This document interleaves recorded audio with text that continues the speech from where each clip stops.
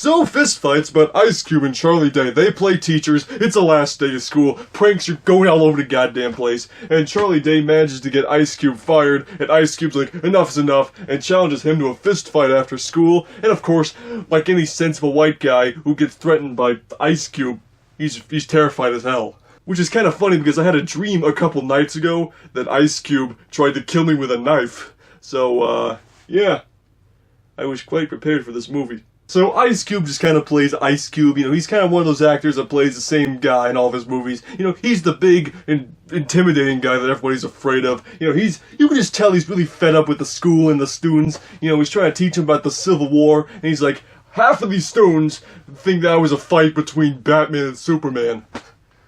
And I know this is a Warner Brothers movie, but come on. You know, Charlie Day, he's a funny guy, but there were definitely a few parts of this movie where he clearly went off script and improvised. I think it just kind of slowed a lot of scenes down. You know, he would just kind of start talking, and it'd be like, I don't know, the teachers don't fight, I will fuck you up, spaceship.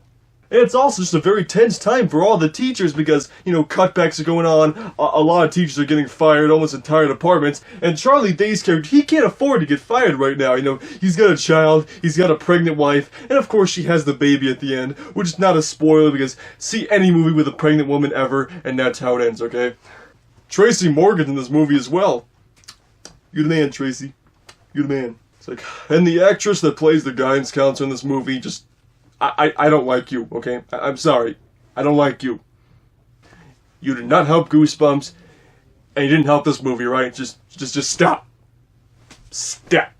Now, like a horror film doesn't do its job if it's not scary, a comedy does not do its job right if it's not funny, and to be totally honest, the first 2 acts of this movie I didn't think were all that funny. You know, there were a couple times where I was like, haha, haha. But really not any very strong laughs in the first and second act. And I know I probably sound like a complete tightwad the way I'm saying that.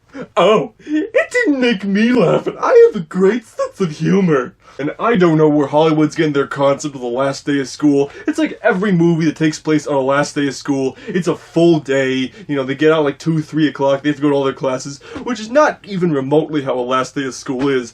Every school I've ever been to, it was always a half day for the last day, and it was always a final exam day as well, but I guess if this was only a half day, you couldn't fill in as many shenanigans in the movie. And there are a lot. You know, like I said, there are pranks going all over the place. There's a meth-induced horse running in the halls. You know, Charlie Day's trying to back out from the fight. You know, he tries to pin drugs on Ice Cube, which doesn't work out. And there's all this other crazy shit that goes on. And like I said, it's just not that humorous.